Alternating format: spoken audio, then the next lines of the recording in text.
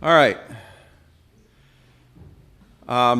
There was an important form of divination in the ancient Greek world, and it was practiced through a intermediary, kind of a consultation of the gods.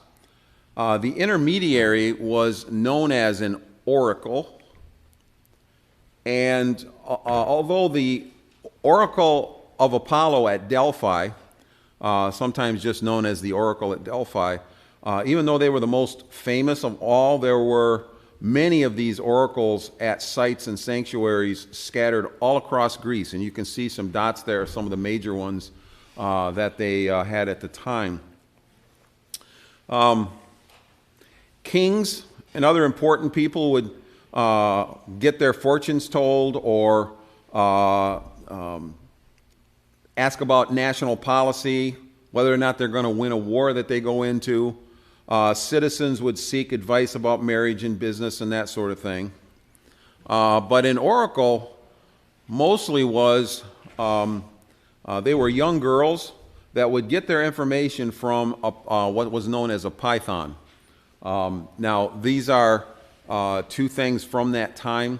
On the left, there's a coin that has the seat that the oracle would sit on. You can see that same three-legged chair on the other side.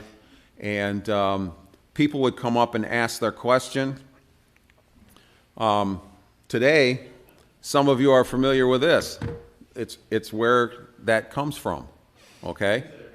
Yeah, I knew you did, and I hope that other people would know what this was. This is a database language for big business. It's one of them that grew out of a lot of other ones in the past, but this is probably the most known and most used ones now. Oracle is the name of the database, and Python is the language in which is used to kind of interpret what was going on or tell what's going on. So they got those terms from the ancient Greek oracle. All right. I try to show you once in a while modern things that come from the past and are historically based and sometimes even based in the Bible and that sort of thing. It's interesting that today these two names are used in that same sort of context. Let me think here. Anyway, the python, the word itself actually in the Greek meant to rot, and the python was supposedly a monstrous dragon or serpent of some kind that lived in a cave under the earth just north of Delphi. He protected the navel. This job was to protect the navel of the earth, or the belly, or the center of the earth. I find it interesting that it was a dragon or a serpent of some kind, okay? Think about the implications there. In Acts chapter 16, after the conversion of Lydia, Paul and Luke and the people that were with him were trying to preach, and a young girl's, a slave girl, kept getting in the way. The text says that she earned a great deal of money for her owners by fortune telling. And then verse 16 goes on to say that she possessed the spirit of divination. That word that's translated divination is the Greek word for python. So basically, whether she was actually one of the actual oracles or not, she was acting like an oracle, getting her information from divination or from python. Now this girl, even though she acted like an oracle, probably had another channel, because it says that Paul had to cast a demon out of her, so it wasn't just fake. She had another problem. So her situation was a little bit different than what a normal python and oracle would go through at the time. Most of that, if you don't know, was fake, and we'll see why here in a minute. Under normal circumstances, the python would supposedly give the advice to the young girl after being asked the question. The girl had to be asked a question first. This, for instance, is the main site at Delphi where the oracle sat. And people would go up into that center part, stand before the oracle, ask the question. She would get her information. The python supposedly would give the answer. The girl would violently agitate, start speaking in some kind of frantic tongues of some kind or another, probably not really a language, made up. And then there was another priest that would stand there and interpret what it was that she said. There are actually hundreds of these oracle predictions that were survived even unto today. You were the one that had to initiate the session by asking your question. And some of the kinds of questions, the most common kind of questions were, will I marry? Will I have kids? Will I find a good job? But they say that the most asked question was this: which God should I pray to so that my business will prosper? Okay? So, asking the question ahead of time, what would that do? Kind of tip them off? It would influence what they said next, right? I want you to, what I'm doing this for, I'm going to do another one that's a little more modern than this. I want you to see the difference between what the Bible is doing. These guys just make predictions out of the blue. And they don't make predictions about something that is nebulae, that you can't like put your finger on. They talk about Nebuchadnezzar is going to do this, or Babylon's going to do that, or this is going to happen to Assyria. Real names and places were used. So there's a huge difference between what the ancient Greeks and anybody in the ancient times did, in the Middle Ages times, what we're going to talk about next, or even today. Very different in how these guys that supposedly predict. Now, the reason I'm telling you this, these are popular today. Okay? The next one I'm going to talk about, people still talk about a lot. And there's video after video after video of the predictions this guy's going to make. And he lived in the 1500s. The most famous, probably, thing that they have on a prediction for an oracle is one by an answer that was given to the Emperor Nero when he was about 30 years old. Now, he had already killed his own mom by that time. And the oracle told him, "Your presence here outrages the God you seek. Go back, matricide," in other words, one who kills your mother. The number 73 marks the hour of your downfall. And of course, Nero didn't like this very much, so he had her burned alive. So, oracles had to be nice, or sometimes there was consequences. But always, the answers were vague, and they could be interpreted in multiple different ways. Now, let's go forward more than 1,000 years and get to a guy named Nostradamus. Anybody heard of him? Sure, you have. This is from an article called Nostradamus Predicts What's in Store for 2022. He lived in the 1500s. He never mentioned a single person or place by name in any of his predictions. All right? And keep in mind as we go through this, we never know what Nostradamus predicts until after it happens. And then we go, oh, that's what that word meant. You see the problem here? Right? Here's what we have. In 1555, this is from the article, a French man known as Nostradamus published a book called The Prophecies.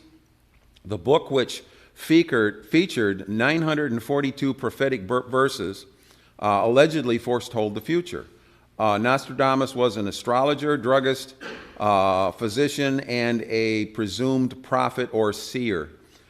He has been credited with predicting everything from Hitler in the 1930s to JFK in the 1960s and other things like that.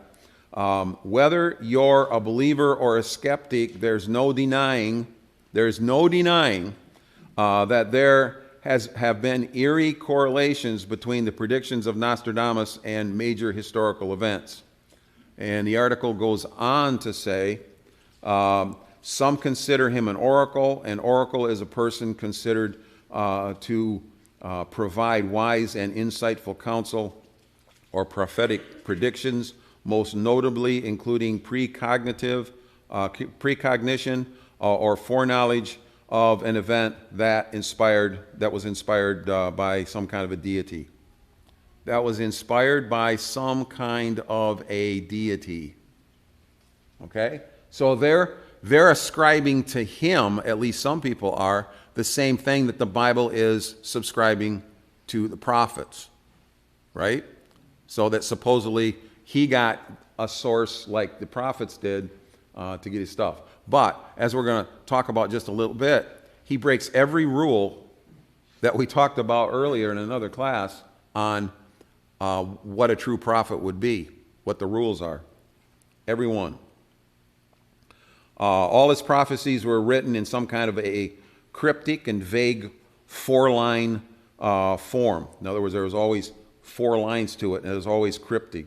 Nothing was ever specific, yet people believed in him at the time like crazy. He got invited, I guess, one time into a high society place, and people wanted to know his predictions. And after that, he became extremely popular, and that's lived down until this day, hundreds of years later. One of Nostradamus's predictions is as follows. All right. The ancient task will be completed from on high. Evil will fall on a great man. A dead innocent will be accused of the deed. The guilty will remain in the mist. All right. Without knowing anything about that, who's he talking about? Do we know? Can we know? I'm talking about ahead of time. There's no way, right? Anybody ever heard this one before besides maybe Terry? I don't know if you have or not. Yeah. You ever heard of this one? No. Okay.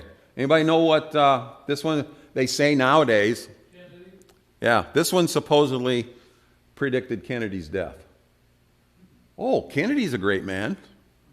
The ancient task was completed from on high. The depository. Yeah. Any sane person would go, you're crazy. You know, he didn't know this ahead of time. He's not predicting anything. They're fitting this into a preconceived idea. All right? The guilty remains in the midst. Oswald got shot. That's what they say. All right? Old Testament prophets used names first. Okay? Everyone we've talked about so far. Egypt, Babylon, Assyria, all of them. He tells who they are and what's going to happen to them, and specifically tells things that are the opposite of what you think could happen to them. Every prophet does that in the Old Testament. Okay, here's another one. The great man will be struck down in the day by a thunderbolt, an evil deed foretold by the bearer of a petition. According to the prediction, another falls at nighttime, conflict in Reims, London, and the pestilence in Tuscany. You're going to be surprised. They say this one's Kennedy too. I don't see anything in there that could even be remotely associated with Kennedy. But that's exactly what they do. One more. Earth-shaking fire from the center of the earth. This one's not Kennedy, all right? Will cause tremors around the new city. 2 great rocks will war for a long time. And I knew I was going to have trouble with this one. Arethusa will redden a new river. Good guess. It's not it, though. It's as good a guess as any. 911.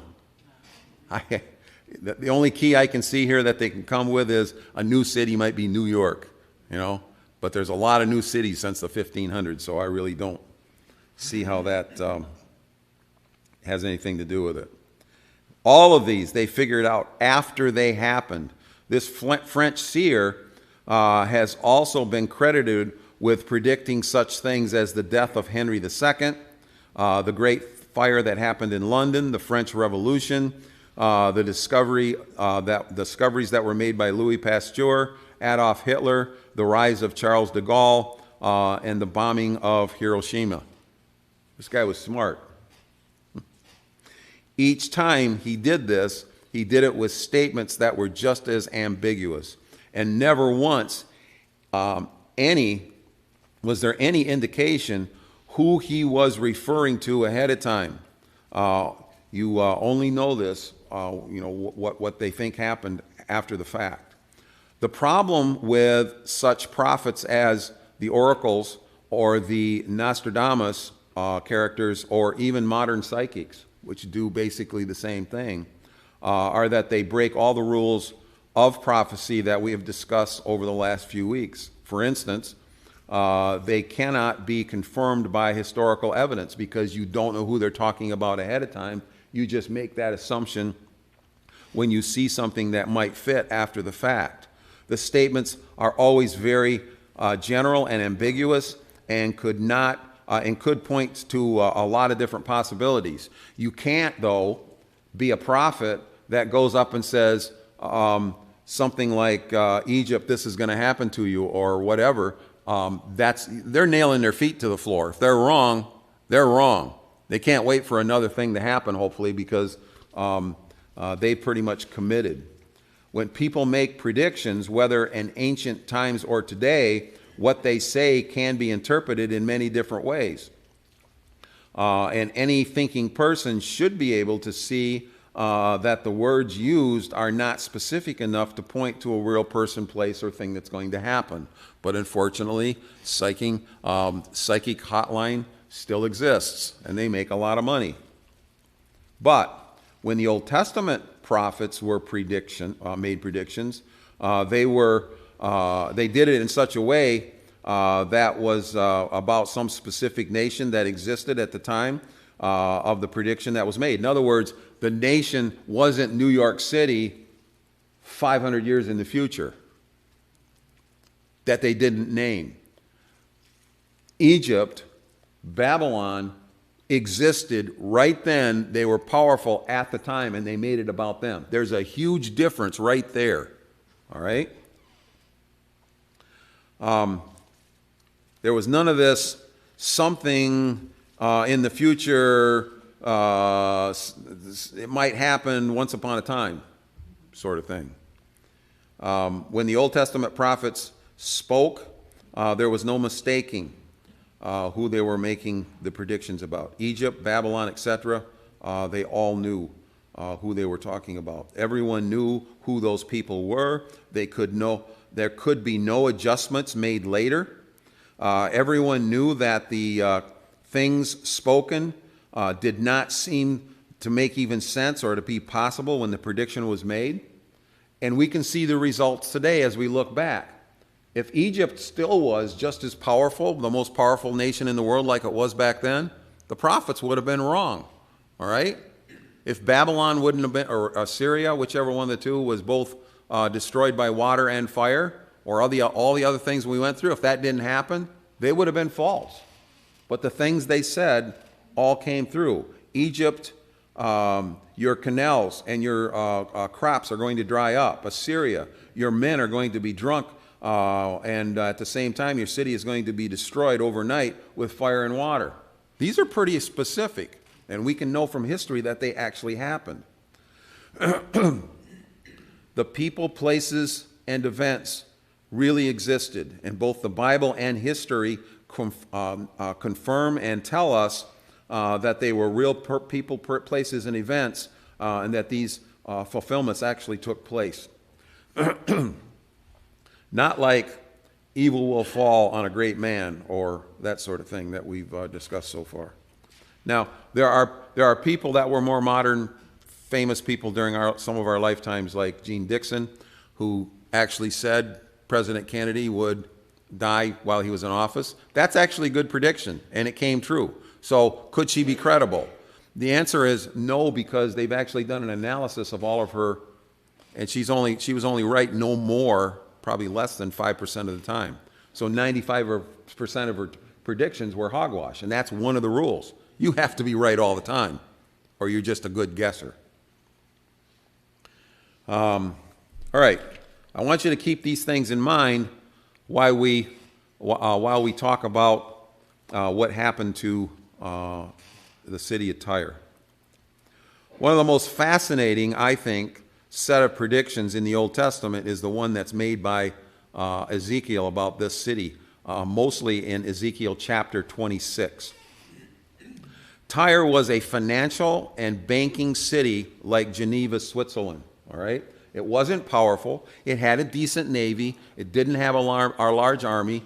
It was on the seacoast, as you're going to see in a minute. But basically, it was an international type city like New York would be.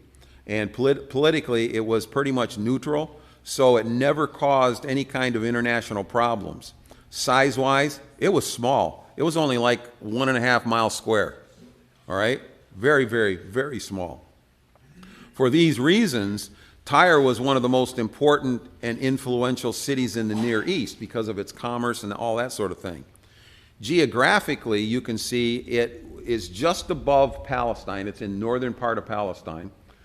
In fact, Tyre is I think it's the northern, farthest north that Jesus ever went. He went into Tyre at one point in his life, all right? So it was within walking distance of where Jesus was.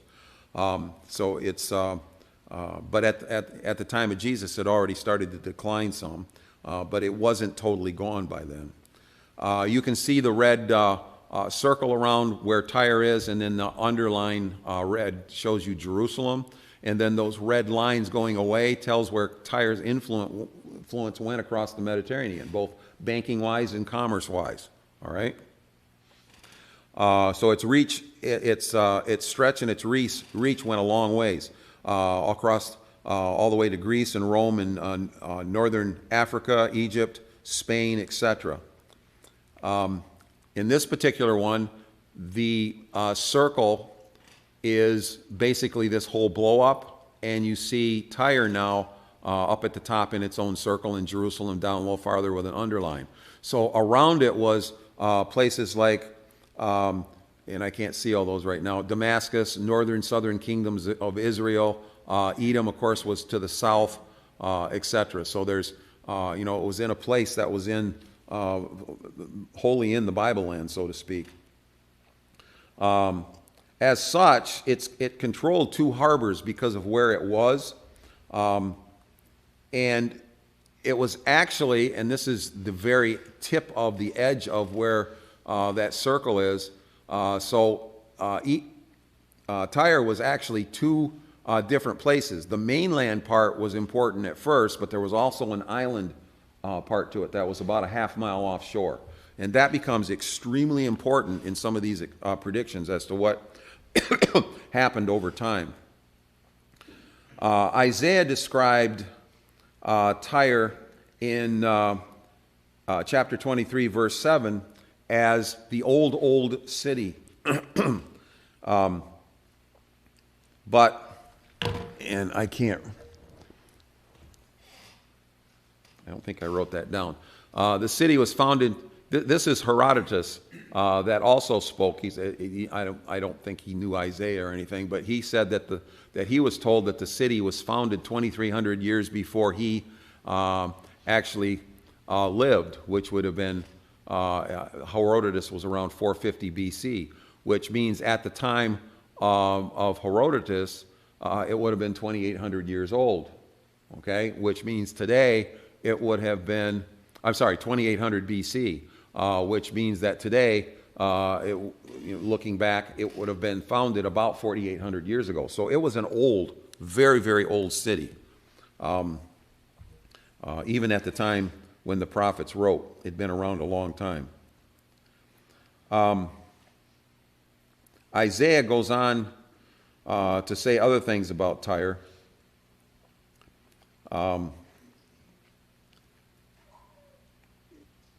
Yes.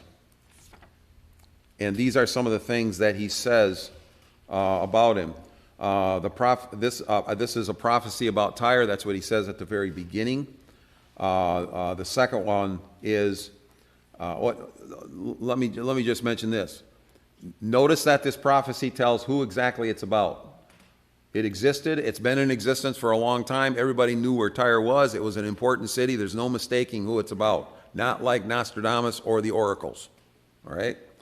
Tyre is destroyed and left without house or harbor. It tells exactly what's going to happen to Tyre. And these are going to get a little more specific as we go on, especially in the ones in Ezekiel. The harvest of the Nile, that's talking about Egypt. Egypt was one of its, it was friendly with Egypt. So Egypt was one of its banking and trading companions at the time when this was written. So it's saying that the harvest of Egypt, or the harvest of the Nile, was the revenue of Tyre, and she became the marketplace of the nations. A lot of other nations traded with her. Egypt was the biggest one. So we're fully identifying who this entity is, what they're known for. When word came to Egypt, they will be in anguish at the report about what happened to Tyre. Why is that important? Because it's going to affect Egypt if it can't get its trade done through the city of Tyre, because it was one of the main places it traded with. But it also says who planned this against Tyre, and the bestower of crowns, whose merchants and princes, whose traders are renowned in the world. Okay, further describing who she is, but Isaiah saying, who is it that's planned this destruction of Tyre? And he gives the answer later. It's actually a rhetorical question. The answer is known. And he says this in like the next verse. It's the Lord Almighty who planned it. It is going to bring her down her pride in all her splendor, and to humble all who are renowned on the earth. So this is not only something that's happening specifically to Tyre because of its arrogance and some other things that we'll see in a minute. It is also to send a message to other places that are doing the same thing. Like Egypt, Tyre was known also for its talented and skilled artisans. They had workers that worked with gold and silver and bronze and iron and purple and yarn and engraving. They were a big shipbuilding place. They made a lot of ships for people and places around the earth, a known world at the time. Plus, like Edom, its location was kind of the perfect place, all right? Right on the edge of the Mediterranean, right in the middle of that little strip. It made it the perfect place for that kind of commerce. But the Old Testament prophets still condemned Tyre. Tyre ruthlessly pursued wealth. They felt no moral obligation in any way that they used any way they could to achieve their riches. They also had a main god known as Melkart.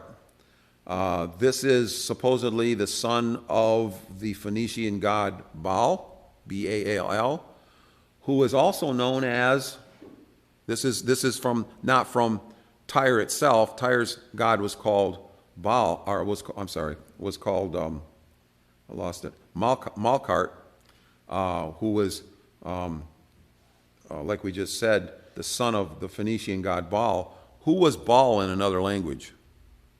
B-A-A-L. Anybody remember? You've heard this before. Beelzebub. So this guy right here was supposedly the son of Beelzebub.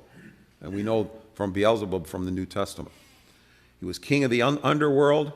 the religion of the people of Tyre encouraged a low view of human life, so much so that one of the things they were known for was that children were often wrenched or snatched right from the parents' arms and offered as a sacrifice to that god. So it was a nasty city, all right? Sometimes in the Bible uses more polite words about the kinds of nasty things that these people did, and we don't always get it because we don't think that way.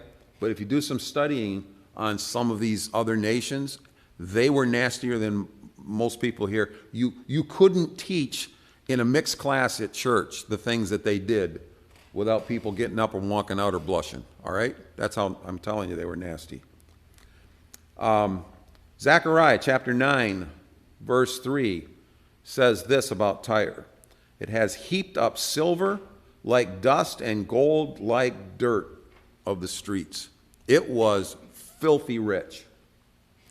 For centuries, Tyre had used its wealth and neutrality to avoid open warfare. In other words, if somebody wanted to try to take them over, they'd just be able to use some kind of bribe or concession to get out of it. Over the centuries, Tyre had aligned itself with nations such as Assyria and Egypt. But finally, they wanted to become more independent and even break away from those alliances. And things started to happen where there were battles, like the battle that they had with Assyria. Now, they won that battle, if you can imagine, being as tiny as they were. But it was mostly fought at sea. And even though Tyre had a smaller navy than Assyria wasn't as experienced as Tyre was at sailing, so they kind of beat the pants off from Assyria at that particular time. But it was in this context that Ezekiel, they're powerful, they beat Assyria, they've done all these things, that Ezekiel chapter 26 made these predictions. Very specific. Nebuchadnezzar was the king of Babylon at that time. We've talked about him already. And Ezekiel says specifically, Nebuchadnezzar is going to come and destroy the city of Tyre. That's kind of specific, isn't it? Many other nations are going to gang up on Tyre. Tyre will become flat like the top of a bare rock. Fishermen will spread their nets over the site to dry them. And the city will be thrown into the water. These are kind of specific, and we're going to see kind of how they play out. Notice again, these are all very specific predictions about Tyre and very unique to Tyre. 3 years after the first predictions were made by Ezekiel, guess who came knocking on Tyre's door? You guessed it. Babylonian king Nebuchadnezzar. All right? The reason, he figured that Tyre had become too independent. So there was a standoff. It lasted 13 years. All right? Finally, both sides got sick of it. Tyre said, if you back off, let us compose ourselves, we're going to come out, we're going to surrender. So Nebuchadnezzar did that. He went away for just a little bit.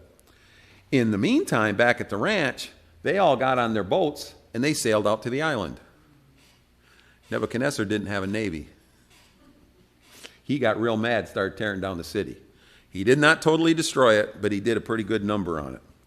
And then he went away. Ezekiel's first prediction, though, did come true. 300 years after that, there's a guy named Alexander the Great that was conquering the whole known world.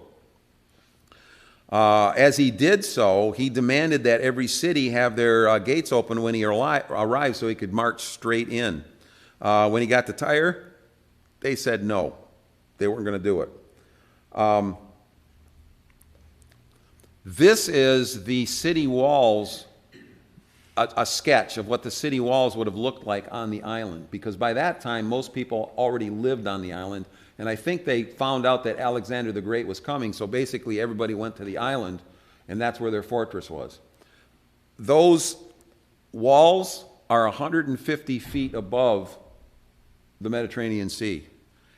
And they are for the most part, right down within a few feet from the ocean, or from the Mediterranean Sea. There was no place for Alexander the Great to stand.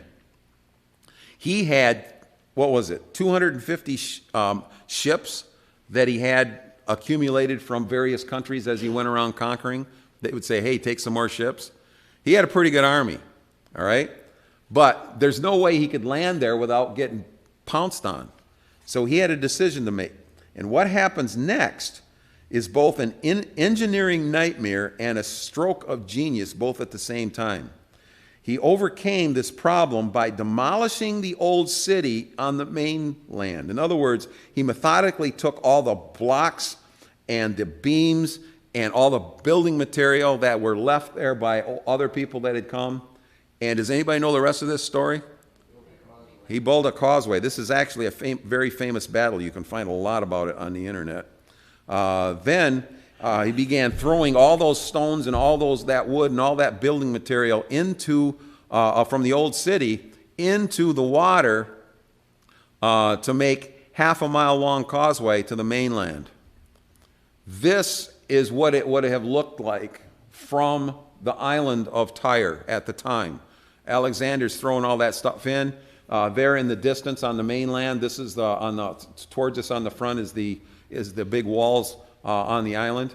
I think about that point they were trying to get. They were probably getting a little bit scared of what the Greeks were capable of doing. This took a long time for them to do this. In the end, they were able to overtake the city and his ships and his army of men, etc., took Tyre. Alexander took 8,000 citizens of Tyre and killed them, and took 30,000 more and sold them into slavery. So it was pretty much a decisive victory. With this event, other parts of Ezekiel's prophecy against another part has come true. First of all, it was basically scraped flat. Now think about what we talked about tells. What would normally happen? You take those building materials, use it as the next foundation, use some of them to build up the new thing. But this isn't what happened to Tyre, and it is flat, very, very flat, all right? There's no tell there like there would normally have been. And it was all thrown into the sea, which was predicted. Yes? Any mention about how deep the water was that he had to span? I never even thought to look that up, but you probably could tell. I don't know. I don't know. I had to do like 30 hours to get this. You can at least do a couple extra minutes. Well, you got to find stuff. Sometimes it's not, even with Google, it's not easy. And then you got to type it, and then you actually have to make it make sense, which is my hardest part. All right. Over the years, many other nations have attacked Tyre and kept it from, again, becoming influential. There is, we're going to see in a minute, there is a settlement there. It's not huge. It's not like a huge city, but there's a settlement in that area still. The Persians and the Greek Ptolemies and the forces the Greek forces under Antigonus, the Seleucid kings, the kings of Armenia, the Romans. These were all some of the people that every time Tyre tried to pick itself up, they beat it back down, so it never became the same kind of city as it was before. It would seem, since Tyre was the perfect location for an international city of this kind, that it would have survived and somebody would have taken over that ground. It even had one of the best water supplies of anybody in this part of the world. They say that at the time it had 1 million gallons per day that was being pumped from the springs that were in that area. It was an enormous water supply. Fresh water with the Mediterranean, I think, is not so good to drink. But surely some nation or civilization would have taken advantage of this ruins, but that never happened. Parts of the ancient ruins of Tyre still stand today. This is the causeway that was built in a sketch form from the old city to the new city, and like I said, to the island. That's about a half a mile. This is part of the old ruins of the city on the land. This is another part of that ruins. You can see some of the city in the background, the modern part of it. But this was known as the hot springs and the arena. The columns that you see in the front are, of course, from the old days. This sketch tells or shows what has built up around that causeway over the centuries. All right? I don't know if it's all from people throwing stuff in there, try to build it up, whether it's just the water building it up as it would wash more and more dirt, or a combination. I'm really not sure. This is what that area looks like today. And it would be, down from the mainland down the bottom, kind of the left bottom side that causeway was built. Whether they've dug down and found it, I'm not sure either. I didn't do enough research on that. Over the millennium, ancient Tyre was torn down and tried to be rebuilt.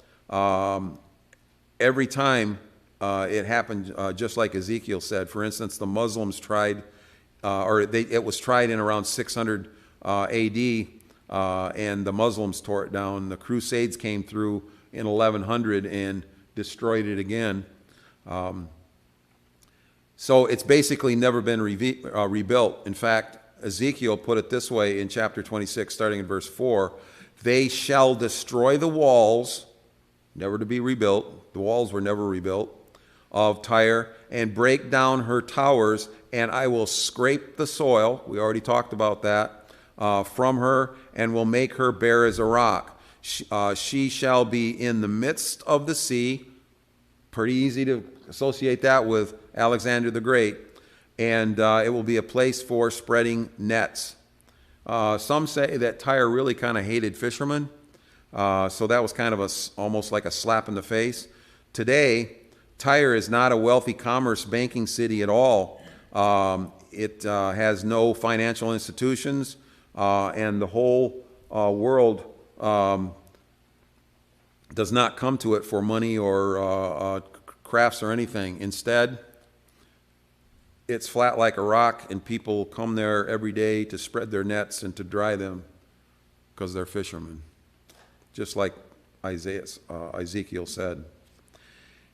An early Christian writer put it this way. He said that instead of the ancient commerce that was so active and extensive, Tyre is reduced to a miserable village, and this is back at the early Christian times, that has no more trade than a few sacks of corn. The whole village consists of only 50 or 60 poor families who live on the produce of their little grounds and their trifle of fishing. We know that God's judgment against Tyre was in part because of the evil deeds that she had done and the gods that she worshipped. We've already been told that. But what was one of the other things in every one of the predictions made against these great empires that fell? What was the other factor every time? Anybody remember? Happened in every one of them so far. No, I'm talking about one of the reasons why. One of the reasons for every one of them was because of the gods they worshipped, and because they were just nasty people, all right, doing horrible things. But there was another factor that God always says, this is the other reason I'm going to destroy you. Well, that has to do with the first one. So are we talking about not A reason. No, that's part of the first one. Yeah, that's all part of the first one. All right? The second one was what Ezekiel says in verses 2 and 3. Because you have, Tyre has said of Jerusalem, aha, the gate to the nation is broken and its doors have been swung open for me. Now that she lies in ruins, I will prosper. In other words, every one of these other nations had some way or another did something against God's people, Israel.